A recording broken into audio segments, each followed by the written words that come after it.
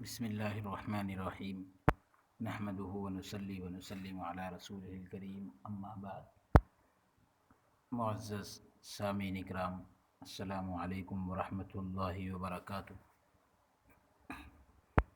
باب العلم انواریہ educational society اور جامعہ انواریہ کے زیر اہتمام تصوف کی اہم کتاب ہشت بہشت کا سلسلہ وار درس جاری ہے۔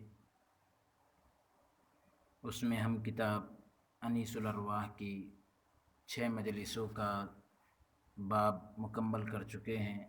آج سے 7ویں مجلس کا آغاز ہے۔ مومن کو تکلیف دینے کے بارے میں گفتگو ہوئی۔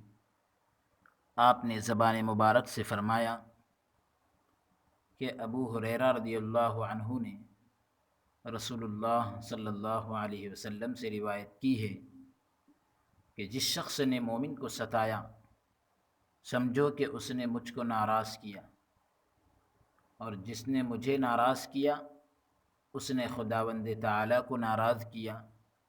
ہر مومن کے سینے میں 80 پردے ہوتے ہیں، اور ہر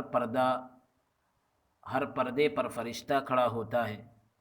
جو شخص کسی مومن کو ستاتا ہے وہ ایسا ہی ہے جیسا کہ اس نے 80 فرشتوں کو ناراض کیا۔ پھر نماز کے بارے میں گفتگو ہوئی تو آپ نے فرمایا کہ یہ نماز فریضہ نماز کے بعد ادا کی جاتی ہے، اور ہمارے مشائخ نے اس نماز کو ادا کیا ہے۔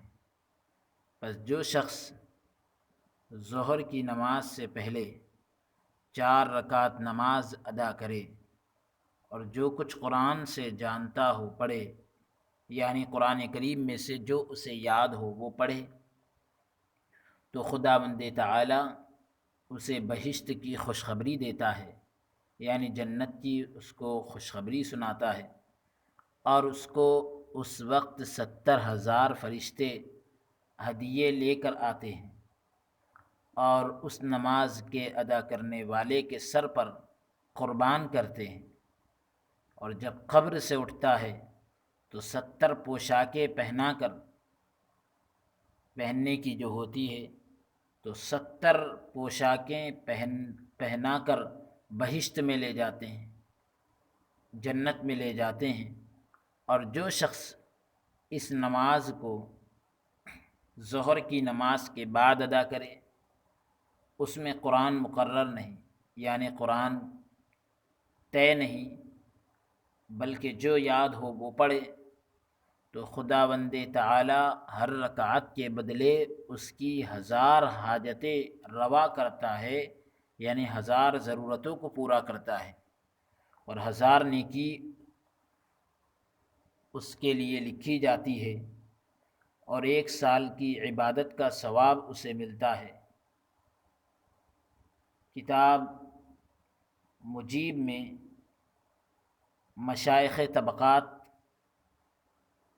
لکھتے ہیں کہ دانا آدمی اس وقت تک نماز نہیں پڑھتا جب تک نماز میں پوری حضوری حاصل نہ ہو، یعنی عقل مند آدمی اس وقت تک نماز نہیں پڑھتا جب تک نماز میں پوری حضوری حاصل نہ ہو، یعنی پوری طرح سے توجہ حاصل نہ ہو۔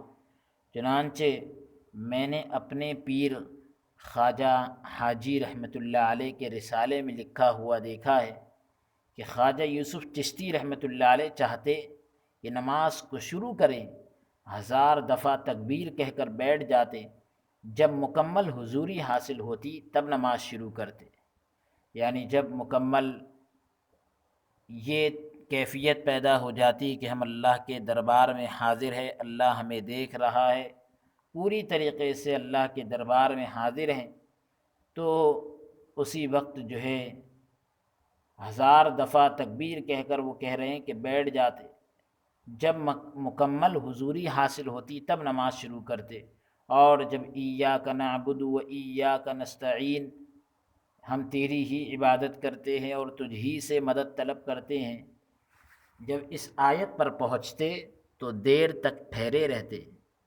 یعنی رکے رہتے۔ الغرض، ان سے جب اس کا سبب پوچھا گیا تو آپ نے فرمایا کہ جس وقت مکمل حضوری حاصل ہوتی ہے پھر نماز شروع کرتا ہوں، کیونکہ جس نماز میں مشاہدہ نہ ہو اس میں کیا نعمت ہو سکتی ہے۔ پھر فرمایا کہ ایک دفعہ خواجہ جنید بغدادی رحمۃ اللہ علیہ اور خواجہ شبلی رحمۃ اللہ علیہ بغداد سے باہر نکلے اور نماز کا وقت قریب آ پہنچا۔ دونوں بزرگ تازہ وضو کرنے میں مشغول ہوئے اور وضو کرنے کے بعد نماز ادا کرنے لگے۔ اتنے میں ایک شخص لکڑیوں کا گٹھا سر پر اٹھائے جا رہا تھا، لکڑیوں کی گٹھری لے کر سر پر جا رہا تھا۔ جب اس نے ان کو دیکھا تو فوراً ایندھن کا گٹھا نیچے رکھ کر وضو میں مشغول ہوا، یعنی لکڑیوں کا گٹھا نیچے رکھ کر وہ بھی وضو کرنے لگ گیا۔ ان بزرگوں نے عقل سے معلوم کر لیا کہ یہ مرد خدا رسیدوں میں سے ہے، یعنی خدا تک پہنچا ہوا ہے۔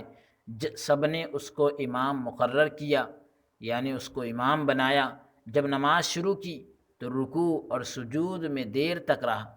وہ شخص بہت دیر تک رکوع اور سجدہ کرتا رہا۔ نماز سے فارغ ہو کر اس سے اس کا سبب پوچھا تو اس نے کہا کہ دیر اس وجہ سے کرتا تھا کہ جب تک ایک تسبیح پڑھ کر لبیک عبدی لبیک عبدی اے میرے بندے میں حاضر ہوں نہ سن لیتا، دوسری تسبیح نہ کرتا۔ پھر فرمایا کہ ایک دفعہ میں خانہ کعبہ معظمہ کی طرف مجاوروں کے درمیان، یعنی جو وہاں کے خادم ہوتے ہیں ان کے درمیان کچھ عرصہ گوشہ نشین رہا۔ ان بزرگوں میں ایک بزرگ تھا جسے خواجہ عمر تصفی کہتے تھے۔ ایک دن وہ بزرگ امامت کر رہے تھے، فوراً حالت عجیب ہو گئی، سر مراقبے میں لے گئے۔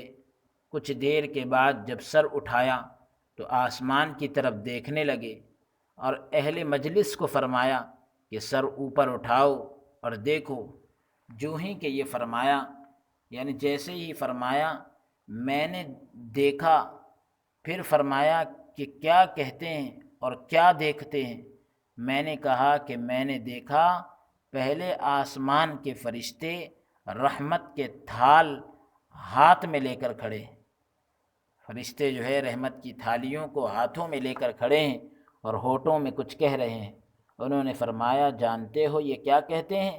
میں نے کہا یہ کہتے ہیں کہ شیخ صاحب کی بندگی ہماری بندگی کی نسبت بہتر معلوم ہوتی ہے، یعنی ان کی جو عبادت کا انداز ہے، فرشتے یہ کہہ رہے ہیں کہ یہ بزرگ کی بندگی تو ہماری بندگی سے بہتر ہے۔ جو ہی میں نے یہ کہا، یعنی جس وقت میں نے جیسے ہی یہ کہا اس نے سر اٹھایا اور مناجات کی، یعنی راز و نیاز کی باتیں کی، سرگوشی کی کہ اے خداوند، اللہ سے مناجات ہو رہی ہے، اے خداوند جو کچھ تیرے بندے سنتے ہیں اہل مجلس بھی اسے سنیں، یعنی مجلس والے بھی اسے سنیں۔ فوراً غیبی فرشتے نے آواز دی، اے عزیزو، یہ فرشتے جو لبوں کو ہلا رہے ہیں یہ کہتے ہیں کہ اے خداوند، خواجہ تصفی کے مجاہدے اور علم کی عزت کے صدقے میں ہمیں بخش، یعنی ان کی جو عبادت ہے اور علم کی جو عزت ہے اس کے صدقے میں فرشتے اپنی بخشش کی دعائیں مانگ رہے ہیں۔ اللہ اکبر۔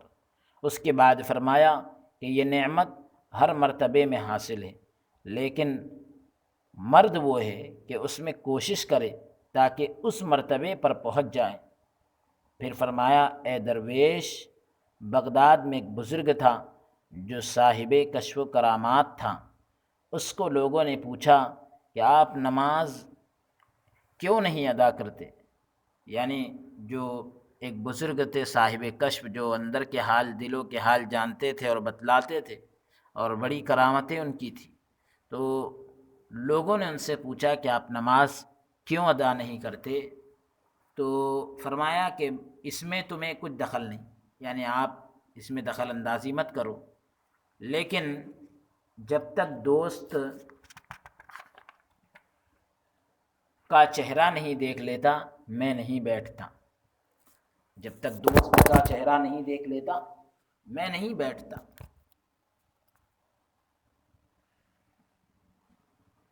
پھر فرمایا یہی سبب ہے کہ بعض مشائخ فرماتے ہیں کہ علم علم ہے جس کو عالم جانتے ہیں، اور زہد زہد ہے جس کو زاہد جانتے ہیں۔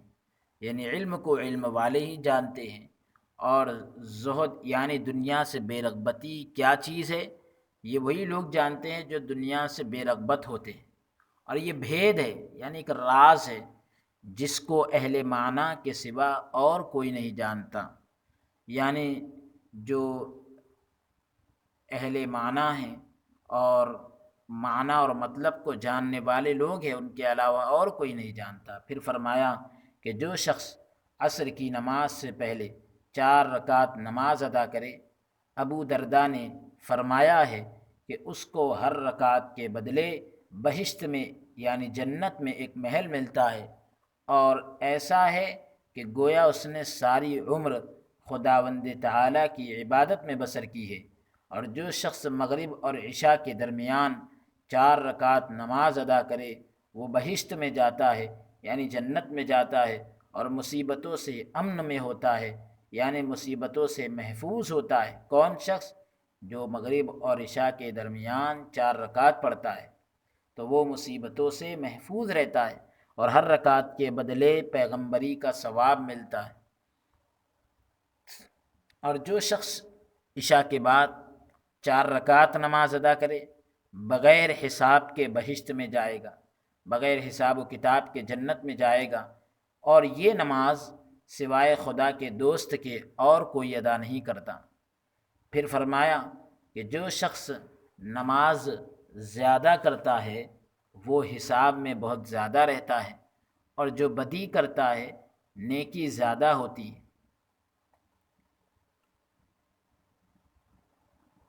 پھر فرمایا کہ مومن کو منافق اور لعنتی کے سوا اور کوئی نہیں ستاتا۔ مومن کو منافق اور لعنتی کے سوا اور کوئی نہیں ستاتا، یعنی مومن کو ستانے والا یا تو منافق ہوگا یا وہ شخص ہوگا جس پر خدا کی لعنت ہے۔ اللہ اکبر۔ جو ہی خواجہ صاحب نے ان فوائد کو یعنی فائدے کی باتوں کو ختم کیا، خلقت اور دعا گو واپس چلے آئے۔ الحمدللہ علی ذالک۔ تو یہ 7ویں مجلس بھی ہماری الحمدللہ مکمل ہوئی۔ اب 8ویں مجلس کا ہم آغاز کر رہے ہیں، جس میں گالی دینے کا ذکر ہوا۔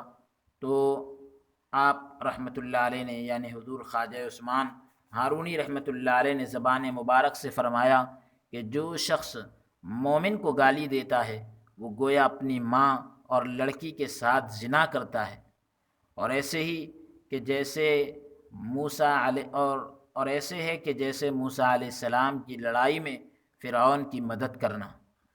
مومن کو گالی دینا ایسا ہے جیسے موسیٰ علیہ السلام کی لڑائی میں فرعون کی مدد کرنا۔ پھر فرمایا کہ جو شخص مومن کو گالی دیتا ہے اس کی دعا چند روز تک قبول نہیں ہوتی، اس کی دعائیں جو ہے چند دنوں تک قبول نہیں کی جاتی، اور اگر بغیر توبہ کے مر جائے تو گنہگار ٹھہرتا ہے، یعنی اسے گنہگار قرار دیا جاتا ہے۔ اور کھانے کا ذکر آیا، جب کھانا آیا تو آپ رحمۃ اللہ علیہ نے فرمایا کہ کھانا دسترخوان میں لاؤ تاکہ اس کے اوپر رکھ کر کھائیں۔ گو رسول خدا صلی اللہ علیہ وسلم نے دسترخوان پر طعام نہیں کھایا، لیکن دسترخوان پر رکھ کر کھانے کو منع بھی نہیں فرمایا۔ اگر کھا لے تو جائز ہے، لیکن آؤ سب مل کر کھائیں، یعنی کھانا دسترخوان پہ لاؤ تاکہ اس کے اوپر رکھ کر کھائیں۔ کہہ رہے ہیں کہ رسول اللہ صلی اللہ علیہ وسلم نے دسترخوان پر طعام نہیں کھایا، لیکن دسترخوان پر رکھ کر کھانے کو منع بھی نہیں فرمایا۔ اگر کھا لے تو جائز ہے، لیکن آؤ سب مل کر کھائیں، اور ایسا کرے جیسا کہ میرے بھائی عیسیٰ علیہ السلام نے کیا ہے۔ پھر فرمایا کہ حضرت عیسیٰ علیہ السلام کے دسترخوان کا رنگ سرخ تھا یعنی لال تھا، جو آسمان سے اترتا تھا، اور اس میں 7 روٹیاں اور 5 سیر نمک ہوتا تھا۔ پس جو شخص دسترخوان پر روٹی نمک کے ساتھ کھائے ہر لقمے کے ساتھ 100 نیکی لکھتے ہیں۔ عیسیٰ علیہ السلام کے دسترخوان کا رنگ لال تھا، آسمان سے وہ دسترخوان اترتا تھا، 7 روٹیاں اور 5 سیر نمک ہوتا تھا، یعنی روٹیوں کے ساتھ یعنی نمک کو جو ہے روٹی سے لگا کر کھاتے تھے۔ اسی طریقے سے جو شخص دسترخوان پر روٹی نمک کے ساتھ کھائے ہر لقمے کے ساتھ 100 نیکی لکھی جاتی ہے، اور 100 درجے بہشت میں زیادہ کرتے ہیں، یعنی جنت میں 100 درجے اس کے بلند ہوتے ہیں، اور بہشت میں حضرت موسیٰ علیہ السلام کے ہمراہ ہوتا ہے، یعنی حضرت موسیٰ علیہ السلام کے ساتھ ہوتا ہے۔ اور جو شخص سرخ دسترخوان پر نمک کے ساتھ روٹی کھاتا ہے اسے بہشت میں ایک شہر ملتا ہے، جنت میں ایک شہر اسے ملتا ہے، اور جب روٹی کھانے سے پہلے فارغ ہوتا ہے خداوند تعالیٰ اس کے تمام گناہ بخش دیتا ہے۔ تو اپنے دسترخوان پر ہم روٹی اور دیگر اشیاء تو رکھتے ہیں، ساتھ میں نمک بھی رکھیں تاکہ یہ فضیلتیں ہم کو مل جائیں۔ پھر فرمایا کہ خواجہ مودود حسن رحمۃ اللہ علیہ کی زبانی سنا ہے کہ جو شخص سرخ دسترخوان پر روٹی کھاتا ہے خداوند تعالیٰ اسے نظر رحمت سے دیکھتا ہے۔ پھر فرمایا کہ شمس العارفین، اور یہ نام ان کا رسول اللہ صلی اللہ علیہ وآلہ وسلم کے روضہ مبارک سے پڑا۔ پھر یہ اس طرح پر ہوا کہ جس روز وہ رسول اللہ صلی اللہ علیہ وآلہ وسلم کے روضہ مبارک پر پہنچا اور سلام کیا تو آواز آئی علیک السلام یا شمس العارفین، اے شمس العارفین تجھ پر سلام۔ وہاں سے جو ہے ان کا نام شمس العارفین پڑ گیا۔ پھر فرمایا کہ یہی معاملہ امام اعظم رضی اللہ تعالیٰ عنہ سے پیش آیا تھا جب آپ ابتدائی حالت میں رسول اللہ صلی اللہ علیہ وسلم کے روضے پر پہنچے اور کہا اے مرسلوں کے سردار، یعنی اے رسولوں کے سردار تجھ پر سلام ہو، تو آواز آئی علیک السلام یا امام المسلمین، اے مسلمانوں کے امام تجھ پر سلام ہو۔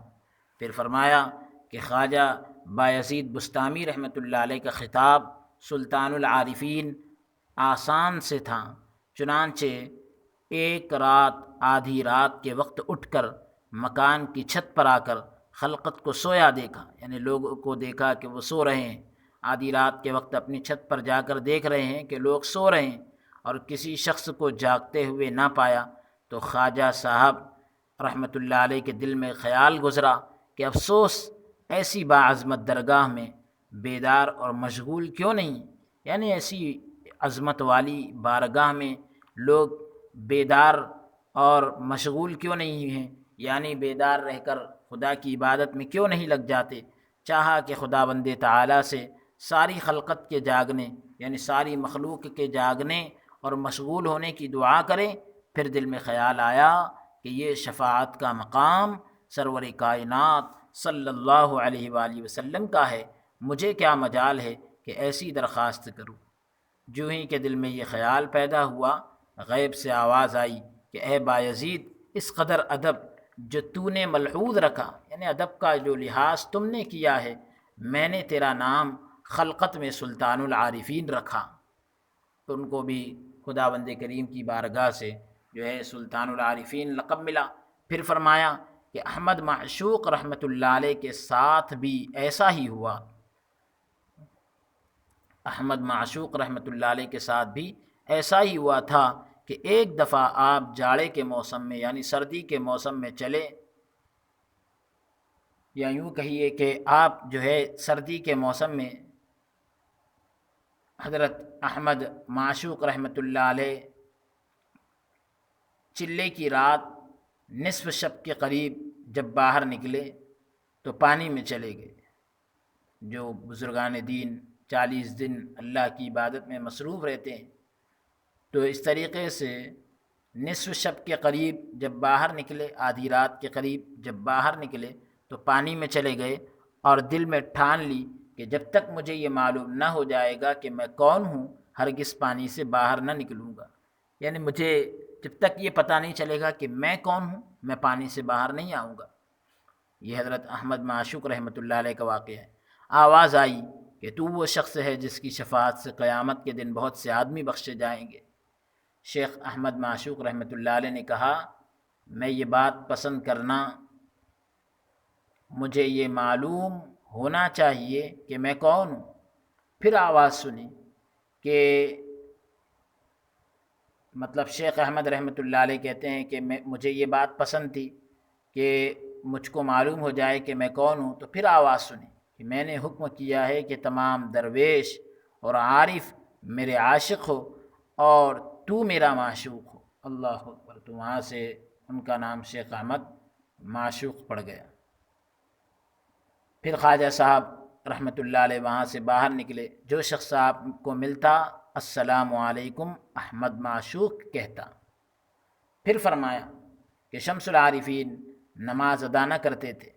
جب لوگوں نے آپ سے اس کا سبب دریافت کیا، یعنی نماز ادا نہ کرنے کا سبب پوچھا، وجہ پوچھی، تو آپ نے فرمایا کہ بغیر سورہ فاتحہ کے نماز پڑھتا ہوں، نماز جو ہے بغیر سورہ فاتحہ کے پڑھتا ہوں۔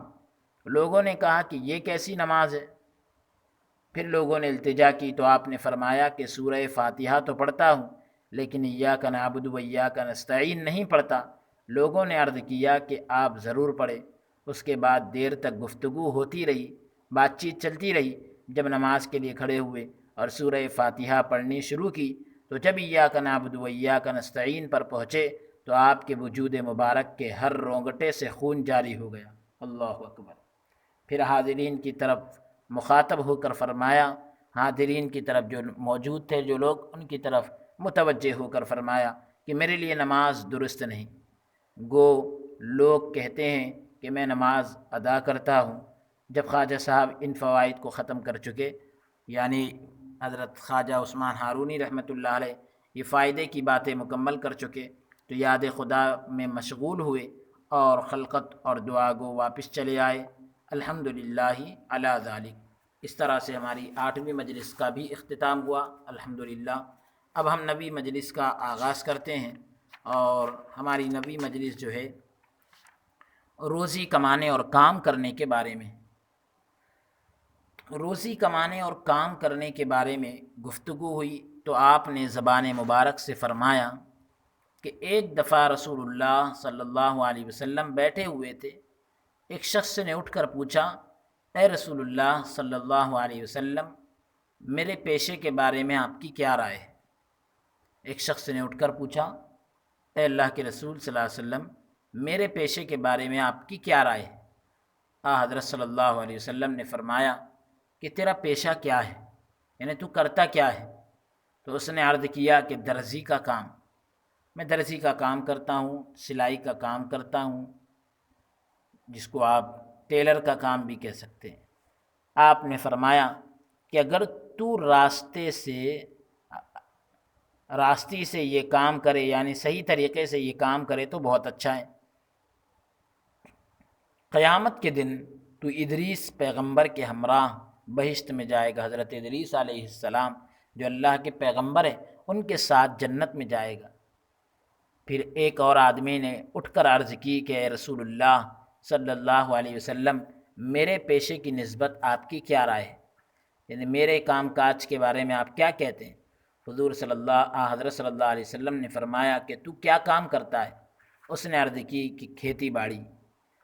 جناب نے فرمایا، پیارے آقا صلی اللہ علیہ وسلم نے فرمایا، یہ بہت اچھا کام ہے، اس واسطے کہ یہ کام حضرت ابراہیم علیہ السلام کا تھا۔ یہ مبارک اور فائدہ مند کام ہے، یعنی بڑا برکت والا اور فائدے کا کام ہے۔ خدا بند تعالی حضرت ابراہیم علیہ السلام کی دعا سے تجھے برکت دے گا، اور قیامت کے دن بہشت میں تو، یعنی جنت میں تو حضرت آدم علیہ السلام، حضرت ابراہیم علیہ السلام کے نزدیک ہوگا۔ کاشتکاری کرنے والا، کھیتی باڑی کرنے والا تھا، تو اس سے کہا گیا کہ تو حضرت ابراہیم علیہ السلام کے نزدیک ہوگا۔ پھر ایک اور آدمی نے اٹھ کر عرض کی کہ اے رسول اللہ صلی اللہ علیہ وسلم، میرے آپ کی رائے میں میرا پیشہ کیسا ہے؟ حضرت صلی اللہ علیہ وسلم نے فرمایا کہ تو کیا کام کرتا ہے؟ اس نے عرض کی کہ میرا کام تعلیم ہے، یعنی لوگوں کو کچھ باتیں سکھانا ہے۔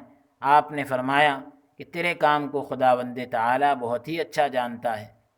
اگر تو خلقت کو نصیحت کرے گا، مخلوق کو نصیحت کرے گا، تو قیامت کے دن حضرت خضر علیہ السلام کا ثواب تجھے ملے گا، یعنی حضرت خضر علیہ السلام کو جتنا ثواب ملتا ہے اتنا ہی ثواب تجھے بھی ملے گا۔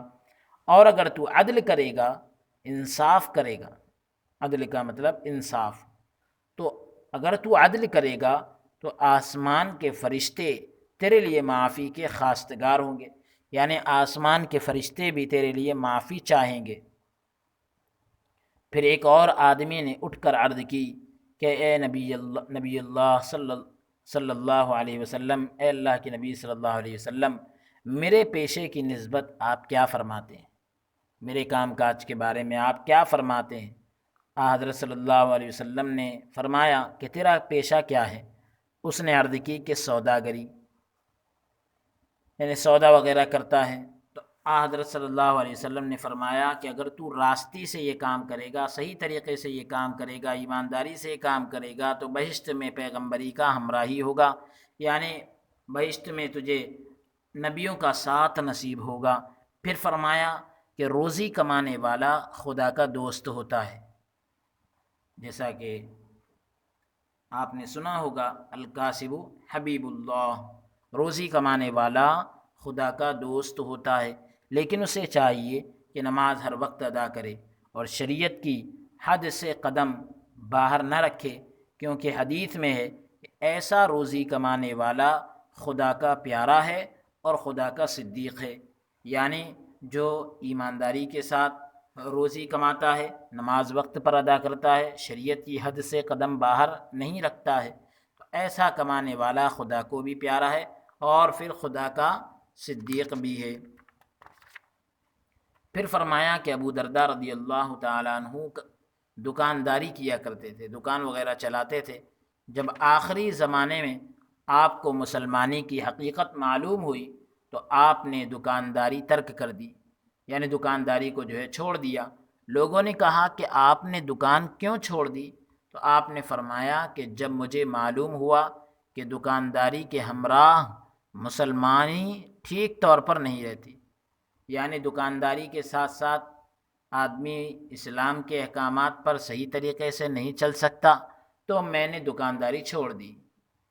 پھر فرمایا کہ روزی کمانے والا خدا کا صدیق ہوتا ہے، کیونکہ اس شخص کو خدا پر بھروسہ ہے، خدا پر بھروسہ ہے، اور اس شخص پر روزی کمانا کفر ہے، بشرطے کہ جس شخص کو بشرطے کہ جس وقت نماز کا وقت قریب ہو، یعنی روزی کمانا اس کے لیے کفر ہے کب؟ جب کہ نماز کا وقت قریب ہو، سب کام دھندے چھوڑ کر نماز ادا کرے، تو ایسا روزی کمانے والا صدیق ہے۔ یعنی دکانداری اور تجارت وغیرہ کے اندر آدمی عام طور پر جو ہے یاد الہی صحیح طور پر نہیں کر پاتا، خدا کے احکامات پر صحیح طور پر عمل نہیں کر پاتا، ایسے ہی دکانداری کیا کام کی؟ تو روزی کماتے ہوئے اگر کوئی آدمی نماز چھوڑتا ہے تو کہا جا رہا ہے کہ پھر یہ روزی کمانا جو ہے اس کفر ہے، مطلب یہ کہ کافروں کا عمل ہے کہ وہ تجارت کو زیادہ ترجیح دیتے ہیں، عبادت وغیرہ کا خیال نہیں کرتے۔ تو مومن تو وہ ہے جو سب کام دھندے چھوڑ کر نماز ادا کرے، یعنی کام دھندے چھوڑ کر نماز ادا کرے کا مطلب یہ کہ کام دھندا کرتے کرتے جب نماز کا وقت آ جائے تو اس کو چھوڑ چھاڑ کر نماز ادا کرے، ورنہ پھر جو ہے ایسا اگر آدمی نماز وغیرہ سے غافل ہو جاتا ہے تو ایسی روزی کوئی کام کی نہیں۔ حضرت خواجہ صاحب رحمۃ اللہ علیہ نے یعنی جیسے ہی خواجہ صاحب رحمۃ اللہ علیہ نے ان فوائد کو یعنی فائدے کی باتوں کو ختم کیا، خلقت اور دعا گو واپس چلے آئے، یعنی مخلوق جو ہے وہاں سے چلے گئے، الحمدللہ علی ذالک۔ اب نئی 10ویں مجلس کا ہم آغاز کر رہے ہیں جو مصیبت کے بارے میں ہے۔ مصیبت کے بارے میں گفتگو ہو رہی تھی۔ آپ نے فرمایا کہ عبداللہ انصاری رضی اللہ عنہ نے پیغمبر صلی اللہ علیہ وآلہ وسلم سے روایت کی ہے کہ جو شخص مصیبت میں آہ وزاری کرتا ہے، جو شخص مصیبت میں آہ وزاری کرتا ہے یعنی گریہ وزاری کرتا ہے، تو خدا اس پر لعنت کرتا ہے، یعنی مصیبت میں واویلا کرتا ہے، چیخ و پکار کرتا ہے، اس کو جا کر کہتا رہتا ہے، تو خدا اس پر لعنت کرتا ہے۔ پھر فرمایا کہ مشائخ طبقات نے کہا ہے، یعنی مشائخوں کی جماعت نے کہا ہے کہ مصیبت میں آہ وزاری کرنا کفر ہے، یعنی مصیبت کو آدمی جو ہے صرف اللہ کے سامنے رکھے، لوگوں کے سامنے آدمی جو ہے اس کا واویلا نہ کرے، اور جو شخص کہ ایسا کرتا ہے اس کا نام منافق مومنوں میں لکھتے ہیں، اور ایسے شخص پر خدا کی لعنت ہوتی ہے جو مصیبت کے وقت شور کرے۔ پھر فرمایا کہ مشائخ طبقات نے کہا ہے، یعنی مشائخوں کی جماعت نے کہا ہے کہ جو شخص مصیبت کے وقت گریہ وزاری کرتا ہے اور واویلا مچاتا ہے تو 40 روز کے گناہ اس کے ذمے لکھے جاتے ہیں، اللہ اکبر، اور 100 سال کی عبادت اس کی ضبط کی جاتی ہے، اس کی 100 سال کی عبادت چھین لی جاتی ہے، اور اگر اسی حالت میں بغیر توبہ کی یہ مر جائے تو دوزخ میں شیطان کے ہمراہ ہوگا، یعنی شیطان کے ساتھ رہے گا، اللہ اکبر۔ پھر فرمایا کہ ایک دفعہ خواجہ ابراہیم ادہم رحمۃ اللہ علیہ کا ایک راہ سے گزر ہوا، یعنی ایک راستے سے حضرت خواجہ ابراہیم ادہم رحمۃ اللہ علیہ کا گزر ہوا۔ جب آپ نے رونے چلانے کی آواز سنی تو قلعی پگھلا کر کانوں میں ڈال لی اور بہرے ہو گئے، اللہ اکبر۔ حضرت خواجہ ابراہیم ادہم رحمۃ اللہ علیہ ایک راستے سے گزر رہے ہیں، رونے چلانے کی آواز سنی تو قلعی کو پگھلا کر کانوں میں ڈال لی اور بہرے ہو گئے، اللہ اکبر۔ اس کے بعد فرمایا کہ جو شخص مصیبت کے وقت اپنا گریبان چاک کرے خدا اس کی طرف نظر رحمت سے نہیں دیکھتا، اور قیامت کے دن اس کو سخت عذاب میں مبتلا کرے گا۔ اور ایک روایت میں اس طرح آیا ہے کہ جس شخص نے کپڑے پھاڑ ڈالے تو قیامت کے دن اس کی دونوں بھووں کے درمیان لکھا ہوگا کہ یہ شخص خداوند تعالیٰ کی رحمت سے نا امید ہے، مگر توبہ کرے تو نہیں، یعنی اگر اس نے نادانی کے اندر یہ عمل کر لیا کہ مصیبت کے اندر اپنے کپڑے وغیرہ پھاڑ لیے اور توبہ کر لیا تو پھر اب اللہ تعالیٰ کی رحمت سے جو ہے امید ہے کہ اللہ تعالیٰ جو ہے اسے معاف کر دے گا۔ لیکن اگر توبہ نہیں کیا ویسے ہی مر گیا تو اس کے لیے یہ وعید ہے کہ قیامت کے دن اس کی دونوں بھووں کے درمیان لکھا ہوگا کہ یہ شخص خدا کی رحمت سے نا امید ہے۔ اور جو شخص مصیبت کے وقت لباس کو سیاہ کرے یعنی کالا کرے اس کے لیے دوزخ میں 70 گھر تیار ہوتے ہیں، اور اس کی کسی قسم کی اطاعت قبول نہیں ہوتی، کسی قسم کی فرما برداری قبول نہیں ہوتی، اور ایسا نہ ہو کہ گویا اس نے 70 مومنوں کو جان سے مار ڈالا اور 1000 بدی یعنی 1000 گناہ، 1000 برائیاں کہہ لیجیے آپ، 1000 برائی اس کے اعمال نامے میں لکھی جاتی ہے، اور آسمان اور زمین کے فرشتے اس پر لعنت کرتے ہیں جب تک کہ وہ سیاہ کپڑا کالا کپڑا پہنا رہے۔ پھر پانی کے دینے کے بارے میں گفتگو ہوئی تو آپ نے زبان مبارک سے فرمایا، حضرت خواجہ عثمان ہارونی رحمۃ اللہ علیہ فرماتے ہیں کہ جس وقت کوئی آدمی پیاسے کو پانی دیتا ہے اسی گھڑی اسی وقت اس کے تمام گناہ بخشے جاتے ہیں، گویا کہ وہ ابھی ماں کے شکم سے نکلا ہے، ایسا گناہوں سے ایسا پاک ہو جاتا ہے کہ ابھی ماں کے پیٹ سے دنیا میں آیا ہے، اور بغیر حساب کے بہشت میں جائے گا، یعنی بغیر حساب کے جنت میں جائے گا، اور اگر اسی روز فوت ہو جائے یعنی انتقال کر جائے تو شہید ہو کر فوت ہوگا۔ پھر فرمایا کہ جو شخص بھوکے کو کھانا کھلائے خداوند تعالیٰ اس کی 1000 حاجتوں کو پورا کرتا ہے اور دوزخ کی آگ سے آزاد کرتا ہے، اور بہشت میں یعنی جنت میں اس کے لیے ایک محل بناتے ہیں۔ پھر فرمایا کہ لڑکیاں خدا کا ہدیہ ہے، خدا کی طرف سے ایک تحفہ ہے، بس جو شخص ان کو خوش رکھتا ہے خدا اور رسول اللہ صلی اللہ علیہ وآلہ وسلم اس سے خوش ہوتے ہیں۔ جو لڑکیوں کو خوش رکھتا ہے اللہ اور اس کے رسول صلی اللہ علیہ وسلم اس آدمی سے خوش ہوتے ہیں۔ اور جس شخص کو خداوند تعالی لڑکیاں عنایت کرے خدا اس سے خوش ہوتا ہے، اللہ تبارک و تعالی اس سے خوش ہوتا ہے جسے لڑکیاں دی جاتی ہیں۔ اور جو شخص لڑکیوں کے پیدا ہونے پر خوشی کرے تو یہ خوشی کرنا خانہ کعبہ کی 70 زیارت کرنے سے بھی زیادہ فضیلت والی ہے۔ اور جو والدین اپنی لڑکیوں پر رحم کرتے ہیں خدا ان پر رحم کرتا ہے۔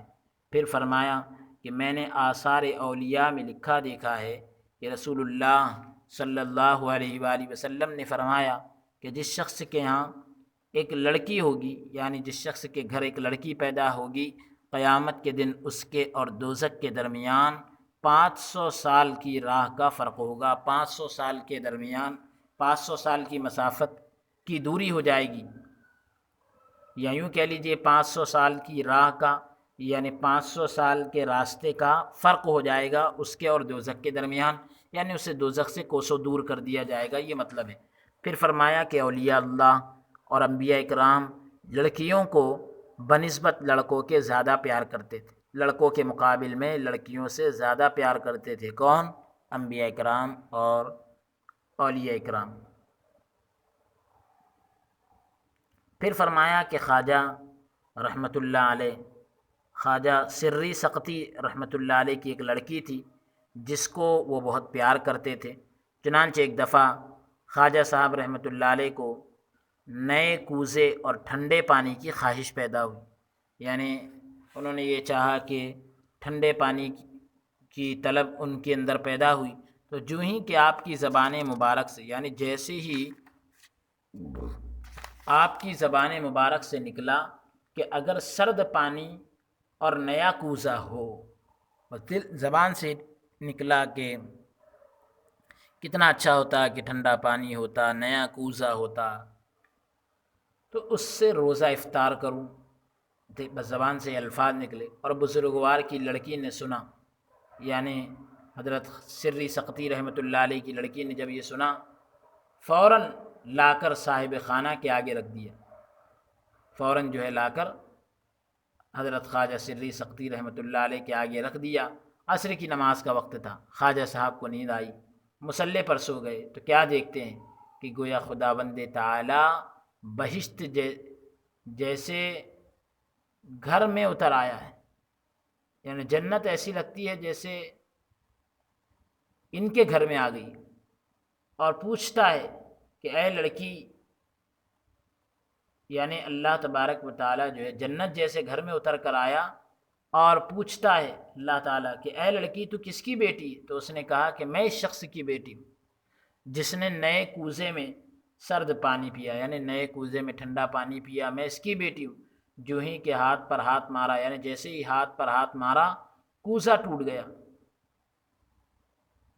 تو وہ جو پانی پینے کا برتن تھا وہ ٹوٹ گیا۔ اس نے نعرہ مار کر کہا اے سری، نئے کوزے میں پانی نہیں پینا چاہیے، جو اس قدر دنیاوی لگاؤ رکھتے ہیں وہ ہرگز ایسے مرتبے پر نہیں پہنچ سکتے۔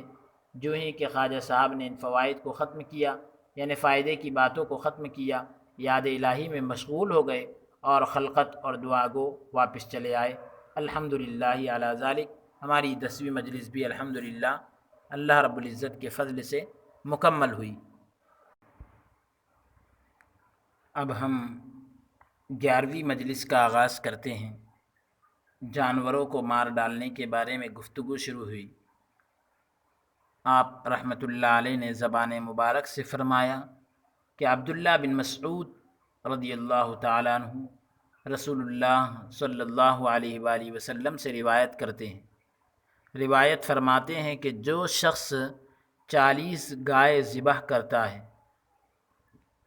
اس کے ذمے ایک خون کبیرہ لکھا جاتا ہے، یعنی جانوروں کو ایسے ہی اگر کوئی کاٹ دیتا ہے تو اس کے ذمے ایک خون کبیرہ لکھا جاتا ہے، اور جو جانور نفس کی خواہش کے واسطے ذبح کیا جاتا ہے وہ ایسا ہے گویا کہ اس نے خانہ کعبہ کے ویران کرنے میں مدد کی ہے۔ اللہ اکبر۔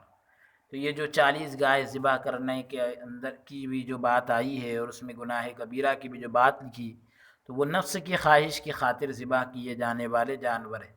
ہاں، اگر اللہ کو راضی کرنے کے لیے قربانی وغیرہ کے موقع پر اور دیگر مواقع پر اگر اس نے ذبح کیا ہے تو پھر اس کے اندر یہ گناہ نہیں ہے۔ اور اگر کوئی نفس کی خواہش کی خاطر جانور ذبح کرتا ہے تو وہ ایسا ہے کہ اس نے خانہ کعبہ کے ویران کرنے میں مدد کی ہے، مگر اس جگہ کہ جہاں بسمل کرنا جائز ہے، یعنی بسم اللہ اللہ اکبر کہہ کر جہاں ذبح کرنا جائز ہے وہاں یہ حکم نہیں چلے گا، یا وہاں پر یہ حکم نہیں رہے گا۔ پھر فرمایا کہ میں نے خواجہ حاجی رحمۃ اللہ علیہ کی زبانی سنا ہے کہ اے درویش، خواجہ عبداللہ مبارک فرمایا کرتے تھے کہ میری 70 سال کی عمر ہے، میں نے اس میں کبھی جانور کو ذبح نہیں کیا۔ یعنی وہ احتیاط اتنا کرتے تھے، اللہ رب العزت سے ڈرتے تھے کہ ان کو ایسا لگتا تھا کہ کہیں ایسا نہ ہو کہ نفس کی خواہش کی خاطر جانور ذبح ہو جائے اور ہمارے لیے اتنا بڑا عذاب ہمارے لیے لکھ دیا جائے۔ پھر فرمایا کہ رسول اللہ صلی اللہ علیہ وآلہ وسلم نے فرمایا ہے کہ جو شخص کسی جانور کو آگ میں پھینکتا ہے یا بے رحمی سے مار ڈالتا ہے تو اس کا کفارہ یہ ہے کہ غلام آزاد کرے یا 60 مسکینوں کو کھانا کھلائے یا متواتر 2 مہینے لگاتار روزے رکھے، یعنی 2 مہینے مسلسل روزے رکھے کہ درمیان میں کوئی گیپ نہ ہو۔ رسول اللہ صلی اللہ علیہ وآلہ وسلم فرمایا کرتے تھے کہ کسی جانور کو آگ میں نہیں ڈالا جائے گا مگر دنیا میں اور آخرت میں عذاب ہوگا، یعنی جو بھی کسی جانور کو آگ میں ڈالے گا تو اس کو دنیا اور آخرت میں عذاب ہوگا۔ تو یعنی یوں ہی خام و خواہ کسی جانور کو آگ میں پھینک دینے سے دنیا اور آخرت کے اندر پھینکنے والے پر عذاب ہوگا۔ تو جانوروں کو جلانے سے اسی وجہ سے ہم کو منع کیا گیا کہ یہ چیز دنیا اور آخرت کے اندر تکلیف کا باعث ہے، تکلیف کا سبب ہے۔ اور جو شخص جانور کو آگ میں پھینکتا ہے گویا وہ اپنی ماں سے زنا کرتا ہے، نعوذ باللہ منہا۔ ہم اللہ کی پناہ چاہتے ہیں ایسے عمل سے۔ جو ہی کہ خواجہ صاحب رحمۃ اللہ علیہ نے ان فوائد کو ختم کیا، خلقت اور دعا کو واپس چلے آئے۔ الحمدللہ علی ذالک، تمام تعریفیں ہیں اللہ رب العزت کا شکر ہے اس بات پر۔ اب 12ویں مجلس کا ہم آغاز کرتے ہیں۔ سلام کہنے کے بارے میں گفتگو شروع ہوئی تو آپ نے زبان مبارک سے فرمایا کہ رسول اللہ صلی اللہ علیہ وسلم سے حدیث میں آیا ہے، حدیث پاک میں رسول اللہ صلی اللہ علیہ وسلم سے نقل کیا گیا کہ جب مجلس سے اٹھے تو سلام کہے، کیونکہ سلام کہنا گناہوں کا کفارہ ہے اور فرشتے اس کے لیے بخشش کی خواستگاری ہوتے ہیں، یعنی فرشتے اس کے لیے مغفرت کی درخواست کرتے ہیں۔ اور جو شخص مجلس سے اٹھتے وقت سلام کہتا ہے تو خداوند تعالیٰ کی رحمت اس پر نازل ہوتی ہے، اللہ عز و جل کی رحمت اس شخص پر نازل ہوتی ہے جو مجلس سے اٹھتے وقت سلام کہتا ہے، اور اس کی نیکیاں اور زندگی زیادہ ہوتی ہیں، یعنی اس کی نیکیاں بھی بڑھتی ہے، اس کی عمر میں بھی اضافہ برکت ہوتی ہے۔ پھر فرمایا کہ میں نے خواجہ یوسف حسن چشتی رحمۃ اللہ علیہ کی زبانی سنا ہے کہ جب کوئی شخص مجلس سے اٹھتا ہے اور سلام کہتا ہے اسے 1000 نیکیاں ملتی ہیں اور اس کی 1000 حاجتیں روا ہوتی ہیں، یعنی 1000 ضرورتیں اس کی پوری ہوتی ہیں، اور گناہوں سے ایسا پاک ہو جاتا ہے گویا کہ ماں کے شکم سے نکلا ہے، یعنی ماں کے پیٹ سے نکلا ہے، ایسا پاک ہو جاتا ہے، اور 1 سال کے گناہ بخشتے ہیں، اور 1 سال کی عبادت اس کے اعمال نامے میں درج کرتے ہیں، اور 100 حج اور عمرہ اس کے نام لکھتے ہیں، اور رحمت کے 100 تھال اس بندے کے سر پر قربان کرتے ہیں، یعنی رحمت کے 100 تھال اس کے اوپر نچھاور کیے جاتے ہیں۔ پھر فرمایا کہ امیر المومنین علی رضی اللہ تعالیٰ عنہ نے فرمایا ہے کہ میں نے چاہا کہ کوئی ایسا موقع ملے کہ رسول اللہ صلی اللہ علیہ وآلہ وسلم کے مجلس میں تشریف لانے کے وقت یا تشریف لے جانے کے وقت میں سلام کہوں۔ حضرت علی رضی اللہ تعالیٰ عنہ کیا کہہ رہے ہیں کہ میں نے چاہا، میری خواہش یہ تھی کہ مجھے ایسا موقع مل جائے کہ حضور جب تشریف لا رہے ہو یا تشریف لے جا رہے ہو میں اس وقت سلام کہوں، لیکن موقع نہ ملا۔ جب کبھی میں نے سلام کرنا چاہا تو رسول اللہ صلی اللہ علیہ وآلہ وسلم پہلے ہی سلام کہتے ہیں کہ یعنی حضور پہلے ہی سلام کر دیا کرتے، کہتے ہیں کہ سلام کرنا نبیوں کی سنت ہے، تمام پیغمبر جو گزرے ہیں سب سے پہلے سلام کہا کرتے تھے۔ جو ہی کہ خواجہ صاحب رحمۃ اللہ علیہ نے ان فوائد کو ختم کیا، آپ یاد الہی میں مشغول ہو گئے اور خلقت اور دعا گو واپس چلے آئے۔ الحمدللہ علی ذالک۔ اب 13ویں مجلس کا ہم آغاز کرتے ہیں نماز کے کفارے کے بارے میں۔ نماز کے کفارے کا ذکر ہوا، آپ نے فرمایا کہ امیر المومنین علی رضی اللہ تعالیٰ عنہ نے فرمایا کہ رسول اللہ صلی اللہ علیہ وآلہ وسلم سے روایت ہے کہ جس شخص کی نماز قضا ہو گئی ہو اور اسے معلوم نہ ہو کہ کتنی ہے، بس سوموار کی رات 50 رکعت نماز ادا کرے، یعنی پیر کی جو شب ہوتی ہے تو وہ رات میں جو ہے وہ 5 رکعت نماز ادا کرے، اور ہر رکعت میں ایک دفعہ سورہ فاتحہ اور ایک دفعہ سورہ اخلاص پڑھے تو خدا بند تعالیٰ اس کی گزشتہ نمازوں کا کفارہ کرتا ہے، یعنی پچھلی نمازوں کا کفارہ کرتا ہے، خواہ اس نے 100 سال بھی نمازیں ادا نہ کی ہوں۔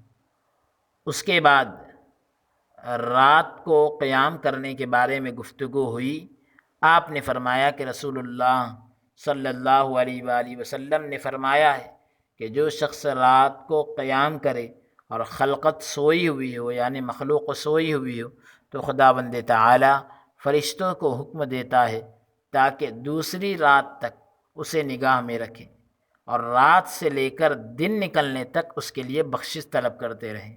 اللہ اکبر۔ اور ایک اور روایت میں آیا ہے کہ رسول اللہ صلی اللہ علیہ وآلہ وسلم نے فرمایا کہ جو شخص جمعہ کے روز 20 رکعت نماز ادا کرے اور ہر رکعت میں فاتحہ اور اخلاص، یعنی سورہ اخلاص قل هو اللہ احد کی سورہ جو ہے ایک مرتبہ پڑھے تو قیامت کے دن لاکھ صدیقوں اور شہیدوں کے ہمراہ اٹھے گا، یعنی صدیقوں اور شہیدوں کے بڑی تعداد کے ساتھ میں وہ اٹھے گا، اور ہر رکعت کے بعد دن رات کا ثواب اسے ملے گا، اور ہر حرف کے بدلے نور پائے گا، اور پل صراط سے آسانی کے ساتھ گزر جائے گا۔ پھر فرمایا کہ جو شخص قیام کرے اگرچہ اونٹ کی گردن کی مقدار گردن ہلائے، اس سے بہتر ہوتا ہے کہ وہ 60 حج اور عمرے کرے، اور رحمت کے دروازے اس کے لیے کھل جاتے ہیں۔ تو یعنی یہ بہت ہی اہم عمل ہے نماز کی حالت میں قیام کرنا۔ پھر فرمایا کہ ایک دفعہ میں سمرقند میں مسافر تھا، سفر کی حالت میں تھا، ایک بزرگ تھا، ایک بزرگ تھے جسے شیخ عبد الواحد سمرقندی کہتے ہیں، ان بزرگوں کو شیخ عبد الواحد سمرقندی کہا جاتا تھا۔ ان سے میں نے سنا کہ ایمان میں کچھ مزہ نہیں تا وقتے کے دن اور رات قیام نہ کیا جائے، یعنی جب تک کہ دن اور رات قیام نہ کیا جائے، یعنی نماز کی حالت میں کھڑا نہ رہا جائے تو ایمان میں کچھ مزہ نہیں، وہ بزرگ فرمایا کرتے تھے۔ بس جو شخص یہ دونوں کام کرتا ہے تو وہ ایمان کا مزہ چکھتا ہے۔ پھر فرمایا کہ امام اعظم ابو حنیفہ رحمۃ اللہ علیہ 30 سال تک رات کو نہیں سوئے اور آپ کا پہلو مبارک زمین پر نہیں لگا۔ پھر فرمایا کہ جب انہوں نے آخری حج کیا تو امام اعظم رحمۃ اللہ علیہ کعبے کے دروازے پر آئے اور کہا کہ دروازہ کھولو، آج کی رات خدا بند تعالیٰ کی عبادت کر لیں، کون جانتا ہے کہ دوسری دفعہ مجھے حج کی قدرت حاصل ہو یا نہ ہو۔ دروازہ کھل گیا، امام اعظم رحمۃ اللہ علیہ اندر چلے گئے، خانہ کعبہ کے دو ستونوں کے درمیان نماز ادا کرنے کے لیے کھڑے ہوئے اور دائیں پاؤں کو بائیں پاؤں پر رکھ کر آدھا قرآن شریف پڑھ کر رکوع اور سجود پورا کر کے کہا، یعنی رکوع اور سجدہ پورا کر کے کہا، اے خداوند میں نے تیری اطاعت ایسی نہیں کی جیسا کہ اطاعت کا حق تھا۔ دو ستونوں کے درمیان کھڑے ہیں خانہ کعبہ کے اور نماز ادا کر رہے ہیں، دائیں پاؤں کو بائیں پاؤں پر رکھ کر آدھا قرآن شریف پڑھ رہے ہیں، اور پھر بھی کہہ رہے ہیں کہ جیسی تیری عبادت کا طاعت کا حق تھا ویسا حق ادا نہیں ہوا۔ اللہ اکبر۔ اور میں نے نہیں پہچانا تجھے جیسا کہ تیرے پہچاننے کا حق تھا۔ اللہ اکبر، یعنی تیری معرفت ہم کو ویسی حاصل نہیں ہوئی جیسا معرفت حاصل کرنے کا حق تھا۔ غیب سے آواز آئی کہ ابو حنیفہ تو نے پہچانا جیسا کہ پہچاننے کا حق تھا، اور میں نے تجھے اور ان لوگوں کو جو تیرے پیروں ہیں، یعنی تمہاری پیروی کرتے ہیں، اور وہ لوگ جو تیرے مذہب پر چلیں گے ان کو بخش دیا۔ پھر فرمایا کہ یوسف چشتی رحمۃ اللہ علیہ 40 سال تک نہ سوئے اور آپ کی پیٹھ مبارک زمین پر نہ لگی۔ پھر فرمایا کہ خواجہ احمد چشتی رحمۃ اللہ علیہ نے 30 سال تک رات کے وقت قیام کیا اور ہر رات ہر 2 رکعت میں 2 دفعہ قرآن مجید ختم کرتے ہیں۔ پھر فرمایا کہتے ہیں کہ اس نے خداوند تعالیٰ کو خواب میں دیکھا، اس کے بعد باقی عمر وہ نہیں سوئے، 70 سال اور جیتے رہے۔ جب آپ کے انتقال کا وقت قریب پہنچا تو ایک بزرگ نے آپ کو خواب میں دیکھ کر پوچھا، کیف حالک، آپ کی کیا حالت ہے، کس طرح آپ جاتے ہیں؟ آپ نے فرمایا کہ مردانہ طور پر جاتا ہوں۔ اے عزیزو، آج 70 سال کا عرصہ گزرا ہے کہ میں نے وہ خواب دیکھا تھا، آج تک میں نے کسی سے اس کا ذکر نہیں کیا، اس وقت بھی میں اسی خواب میں غرق ہو کر جاتا ہوں، یعنی اسی خواب میں ڈوب کر دنیا سے جاتا ہوں۔ پھر فرمایا کہ اے درویش، دنیا میں بھی نور ہے اور پلصراط میں بھی، اور بہشت میں بھی نور ہے، جنت میں بھی نور ہے۔ پھر فرمایا کہ جو شخص رات کو قیام کرتا ہے، دعا کرتا ہے، جو دعا کرتا ہے وہ قبول ہوتی ہے۔ کس کی دعا؟ جو شخص رات کو قیام کرتا ہے تو اس کی ہر دعا قبول کی جاتی ہے، اور اس کا خواہش مند ہوتا ہے، اور خداوند تعالیٰ اس سے خوش ہوتا ہے، یعنی جو بھی جس چیز کی خواہش ہوتی ہے وہ اس کی پوری کی جاتی ہے، اس کی جائز خواہش۔ پھر فرمایا کہ ایک دفعہ میں بخارا کی طرف سفر کر رہا تھا، ایک درویش کو میں نے دیکھا جو کہ از حد بزرگ تھا، یعنی بہت زیادہ بوڑھا تھا۔ میں کچھ مدت اس کی صحبت میں رہا، کسی رات کو میں نے نہ دیکھا کہ وہ قیام میں نہ گزارتے ہوں، یعنی حضرت خواجہ عثمان ہارونی رحمۃ اللہ علیہ فرما رہے کہ جب میں بخارا کی طرف سفر کر رہا تھا تو ایک درویش کو میں نے دیکھا جو کہ بہت زیادہ بوڑھے تھے، تو میں کچھ مدت تک، کچھ وقت تک، کچھ ٹائم تک ان کے ساتھ رہا، تو میں نے کسی رات کوئی ایسی رات نہیں دیکھی کہ وہ قیام میں نہ گزارتے ہو، یعنی ہر رات قیام میں گزارتے تھے۔ آخر سنا گیا کہ 40 سال سے اس درویش نے پہلو زمین پر نہیں رکھا۔ اللہ اکبر۔ جو ہی کہ خواجہ صاحب رحمۃ اللہ علیہ نے ان فوائد کو ختم کیا، آپ یاد الہی میں مشغول ہو گئے اور خلقت اور دعا کو واپس چلے آئے۔ الحمدللہ علی ذالک۔ 14ویں مجلس کا آغاز ہے۔ سورہ فاتحہ اور سورہ اخلاص کے بارے میں گفتگو شروع ہوئی۔ آپ نے زبان مبارک سے فرمایا کہ خواجہ یوسف حسن چشتی رحمۃ اللہ علیہ اپنے رسالے میں لکھتے ہیں کہ پیغمبر خدا صلی اللہ علیہ وسلم سے حدیث ہے کہ جو شخص سوتے وقت سورہ فاتحہ اور سورہ اخلاص پڑھتا ہے وہ قیامت کے دن امینوں سے ہوگا، اور پیغمبروں کے بعد سب سے پہلے وہ بہشت میں یعنی جنت میں جائے گا، اور بہشت میں جاتے وقت حضرت عیسیٰ علیہ السلام کے نزدیک ہوگا، حضرت عیسیٰ علیہ السلام کے قریب ہوگا۔ پھر فرمایا کہ خواجہ محمد عرشی سے نقل ہے کہ جو شخص سوتے وقت 1 دفعہ سورہ فاتحہ اور 3 دفعہ سورہ اخلاص پڑھتا ہے، 1 مرتبہ سورہ فاتحہ اور 3 مرتبہ سورہ اخلاص پڑھتا ہے وہ گناہوں سے ایسا پاک ہو جاتا ہے گویا کہ ماں کے شکم سے پیدا ہوا، ماں کے پیٹ سے ابھی پیدا ہوا ہے، ایسا پاک ہو جاتا ہے۔ پھر فرمایا کہ حدیقہ کتاب کا نام ہے، اس میں لکھا ہے میں نے دیکھا ہے کہ ابو ہریرہ رضی اللہ تعالی عنہ اور ابن عمر رضی اللہ عنہ انہوں نے فرمایا کہ جو شخص سوتے وقت قل یا ایھا الکافرون پڑھے 1000 آدمی بہشت میں اس کی گواہی دیں گے۔ سورہ قل یا ایھا الکافرون اگر کوئی پڑھتا ہے 1000 آدمی جنت میں اس کی گواہی دیں گے۔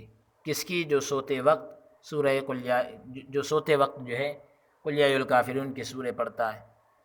پھر فرمایا ایک دفعہ میں بدخشاں میں اپنے پیر حاجی رحمۃ اللہ علیہ کی خدمت میں حاضر تھا۔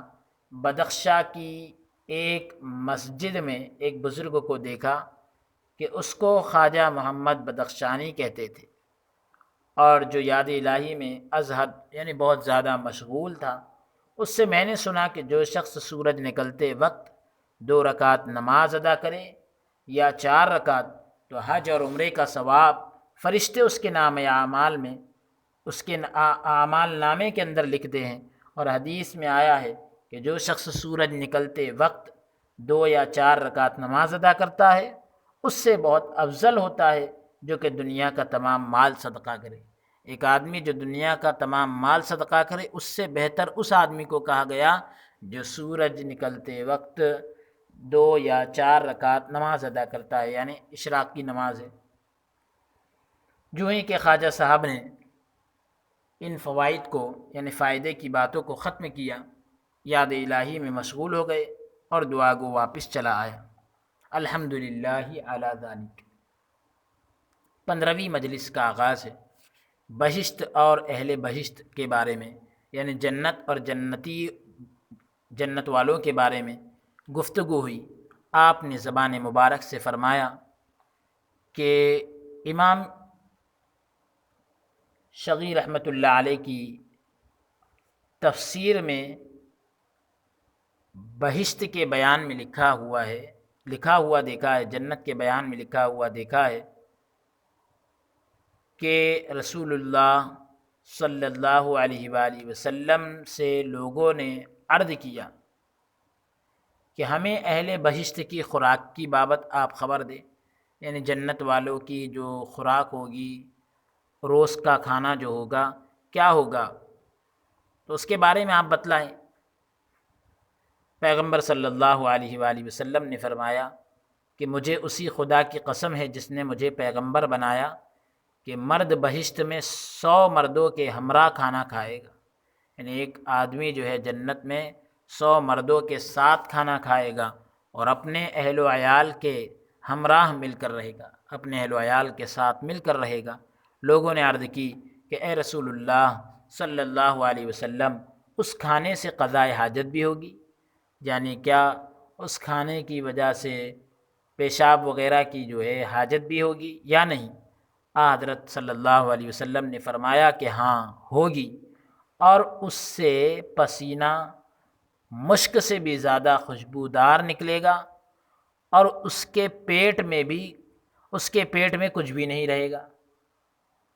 پھر فرمایا کہ بہشت میں ایسی زندگی ہوگی، جنت میں ایسی زندگی ہوگی جسے موت نہ ہوگی، اور جوانی ہوگی جو ہرگز بڑھاپے میں تبدیل نہ ہوگی، بڑھاپے میں نہیں بدلے گی جوانی، ہمیشہ آدمی جوان رہے گا جنت میں، اور ہمیشہ تازہ نعمت میں رہیں گے، اور ہر روز ان پر نعمتیں زیادہ ہوگی۔ اس کے بعد فرمایا کہ جو شخص ان نعمتوں کو حاصل کرنا چاہے تو جمعہ کے دن صبح کی نماز کے بعد 100 دفعہ یعنی 100 مرتبہ جمعہ کے دن صبح کی نماز کے بعد سورہ اخلاص پڑھے اور ہمیشہ پڑھے، اس پر نعمتیں زیادہ ہوتی ہیں۔ جنت کی نعمتوں کو اگر کوئی حاصل کرنا چاہتا ہے تو جمعہ کے دن صبح کی نماز کے بعد، فجر کی نماز کے بعد 100 مرتبہ سورہ اخلاص پڑھے اور ہمیشہ پڑھے تو اس پر نعمتیں زیادہ ہوتی ہے، نعمتوں میں اضافہ ہوتا ہے۔ اور رسول اللہ صلی اللہ علیہ وآلہ وسلم سے عرض کی کہ بہشت میں ماں باپ اور فرزند بھی ایک دوسرے سے ملیں گے، یعنی حضور علیہ الصلوۃ والسلام سے پوچھا گیا کہ کیا جنت میں ماں باپ اور فرزند یعنی اولاد بھی ایک دوسرے سے ملیں گے؟ حضرت صلی اللہ علیہ وآلہ وسلم نے فرمایا کہ خداوند تعالی فرماتا ہے جنات عدن يدخلونها ومن صلح من آبائهم وأزواجهم وذرياتهم والملائكة يدخلون عليهم من كل باب، یعنی جب ماں باپ اور فرزند ایک دوسرے کو ملنا چاہیں گے تو بہشتی گھوڑوں پر سوار ہو کر، یعنی جنتی گھوڑوں پر سوار ہو کر ان کے محلوں میں جائیں گے، یعنی ان کے رہنے کے مقامات پر جائیں گے۔ جو ہی کہ خواجہ صاحب نے ان فوائد کو ختم کیا، آپ یاد الہی میں مشغول ہو گئے اور خلقت اور دعا گو یعنی مخلوق اور خواجہ غریب نواز رحمۃ اللہ علیہ اپنا حال بیان کر رہے ہیں کہ ہم واپس چلے آئے، الحمدللہ علی ذالک۔ 16ویں مجلس کا اب ہم آغاز کر رہے ہیں۔ مسجد کے بارے میں گفتگو شروع ہوئی۔ آپ نے زبان مبارک سے فرمایا کہ حدیث میں ہے کہ جو شخص دایاں پاؤں مسجد میں رکھے اور کہے توکلت علی اللہ لا حول ولا قوت الا باللہ من الشیطان الرجیم، میں نے خدا پر بھروسہ کیا، نہیں قوت بازگشت مگر اللہ کے ساتھ شیطان لعنتی سے، یعنی میں گناہوں سے دور رہنے کی طاقت جو ہے یہ اللہ کی توفیق سے ہی ہوتی ہے، اللہ کی مدد سے ہی ہوتی ہے۔ اور اس کے بعد جو نماز پڑھے، خداوند تعالی حکم دیتا ہے کہ ہر رکعت کے بدلے 100 رکعت نماز کا ثواب لکھے، اور خداوند تعالی اس کے گناہوں کو بخش دیتا ہے، اور ہر قدم کے بدلے 1 درجہ بہشت میں اسے ملتا ہے، اور اس کے نام پر بہشت میں ایک محل تیار ہوتا ہے۔ پھر فرمایا کہ جو شخص مسجد میں جاتا ہے اور کہتا ہے من الشیطان الرجیم، تو شیطان کہتا ہے کہ تو نے یہ کلمہ کہہ کر میری کمر توڑ ڈالی ہے، بس اس کے اعمال نامے میں 1 سال کی عبادت کا ثواب لکھتے ہیں، اور جب باہر نکلتے وقت یہ کلمہ پڑھے تو اس کے جسم کے ہر بال کے بدلے خدا تعالی 100 نیکی عنایت فرماتا ہے، اور بہشت میں 100 درجے بڑھتے ہیں۔ پھر فرمایا کہ امام زید و بسی زندہ راستی رحمۃ اللہ علیہ نے اپنی کتاب میں لکھتے ہیں کہ جب مومن مسجد میں آتا ہے اور دایاں پاؤں مسجد میں رکھتا ہے تو اول سے آخر تک اس کے سارے گناہ گر جاتے ہیں، شروع سے آخر تک اس کے سارے گناہ جھڑ جاتے ہیں۔ جب باہر آتا ہے اور بایاں پاؤں رکھتا ہے تو فرشتے کہتے ہیں اے خداوند تعالی اسے نگاہ میں رکھ اور اس کی حاجت کو پورا کر، اور اس کا مقام ہمیشہ کے لیے بہشت میں بنا، ہمیشہ کے لیے جنت میں اس کا مقام بنا دے۔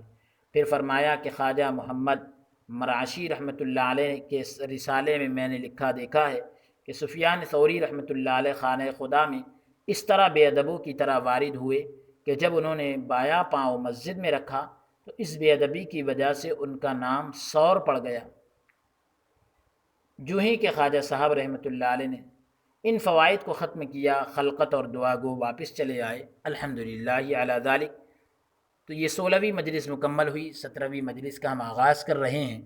دنیا اور مال کے جمع کرنے کے بارے میں گفتگو شروع ہوئی۔ آپ نے زبان مبارک سے فرمایا کہ مرد کو چاہیے کہ اس دنیا کی طرف نگاہ نہ کرے اور نزدیک نہ پھٹکے، اور جو کچھ اسے ملے خدا کی راہ میں خرچ کرے اور کچھ ذخیرہ نہ کرے، یعنی کچھ جمع نہ کرے۔ پھر فرمایا کہ میں نے خواجہ یوسف چشتی رحمۃ اللہ علیہ کی زبانی سنا ہے کہ مال کا شکریہ ادا کرنا صدقہ دینا ہے، اور سلام کا شکریہ الحمدللہ رب العالمین کہنا ہے، اور جو شخص الحمدللہ رب العالمین کہتا ہے اسلام کا شکریہ بجا لاتا ہے۔ اسلام کا شکریہ الحمدللہ رب العالمین کہنا ہے، اور جو شخص الحمدللہ رب العالمین کہتا ہے اسلام کا شکریہ بجا لاتا ہے، یعنی اسلام جو ملا ہے تو اس پر شکر کرنا، اور جو شخص زکوٰۃ اور صدقہ دیتا ہے وہ مال کا حق ادا کرتا ہے۔ پھر لڑکوں کی بری خو یعنی بری عادت کی بابت، بری عادت کے بارے میں ذکر ہوا، تو آپ نے فرمایا کہ رسول اللہ صلی اللہ علیہ وسلم نے فرمایا کہ جب لڑکے روتے ہیں تو لعنتی شیطان ان کے کان اینٹھتا ہے، لڑکے روتے ہیں تو مردود شیطان جو ہے ان کے کان کھینچتا ہے، تب وہ روتے ہیں۔ یعنی جب بچہ چھوٹا بچہ روتا ہے تو شیطان جو ہے لعنتی جو ہے ان کے کان کھینچتے ہیں، اسی وجہ سے وہ روتے ہیں۔ پس جو والدین اپنے بچوں کو مارتے ہیں ان کے نام گناہ لکھا جاتا ہے، کیونکہ وہ رو رہے ہیں تو شیطان کے کان اینٹھنے کی وجہ سے رو رہے، کان کھینچنے کی وجہ سے رو رہے، اور آدمی ان کو مار رہا ہے تو بے قصور بچوں کو مارنے والا وہ کہلائے گا، تو ان کے نام جو ہے گناہ لکھے جائیں گے، ان کے نام اعمال میں گناہ لکھے جاتے ہیں۔ پھر فرمایا کہ حدیث میں آیا ہے کہ چھوٹا بچہ نہیں روتا تا وقتے کہ اس کو شیطان نہ ستائے، جب تک کہ شیطان نہیں ستاتا چھوٹا بچہ نہیں روتا، لیکن بچہ روئے تو لا حول ولا قوت الا باللہ العلی العظیم کہنا چاہیے تاکہ تمہیں خوشخبری ہو اور وہ رونے سے باز رہے، رونے سے بچ جائے۔ پھر فرمایا کہ عالموں کا حسد اچھا نہیں، خصوصاً مسلمانوں کے لیے بعض عالموں کا قول ہے کہ حسد دل سے نکال دینا چاہیے، جب حسد کو دل سے نکال دیں گے تو بہشت میں جائیں گے، یعنی جنت میں جائیں گے۔ پھر فرمایا کہ عالموں کا حسد زیادہ ہے، عالموں کی جو جلن ہے وہ زیادہ ہے، کیونکہ وہ دنیا کی بابت، دنیا کے بارے میں حسد نہیں کرتے، بلکہ ایک ایسی چیز کی نسبت حسد کرتے ہیں جس کے دیکھنے میں نقصان نہیں۔ جو ہی کہ خواجہ صاحب رحمۃ اللہ علیہ نے ان فوائد کو ختم کیا، جیسے ہی ان فائدے کی باتوں کو ختم کیا آپ یاد الہی میں مشغول ہو گئے، خلقت اور دعا گو واپس چلے آئے۔ الحمدللہ علی ذالک۔ ہم دعا کرتے ہیں کہ یہ 17ویں مجلس بھی مکمل ہوئی، ہم دعا کرتے ہیں کہ اللہ رب العزت ہمارے اس پڑھنے کو اور سننے کو اپنی مقدس بارگاہ میں قبول فرمائیں اور اس کو مفید عام اور خاص بنائیں اور نجات کا ذریعہ بنائیں اور خوب خوب برکتوں سے نوازے، آمین۔ وصلی اللہ تعالی وسلم علی خیر خلقی ونور عرشہ سیدنا و نبینا محمد وعلی آلہ و اصحابہ و ازواجہ و ذریاتہ و اہل بیتہ اجمعین برحمتک یا ارحم الراحمین، والحمد للہ رب العالمین۔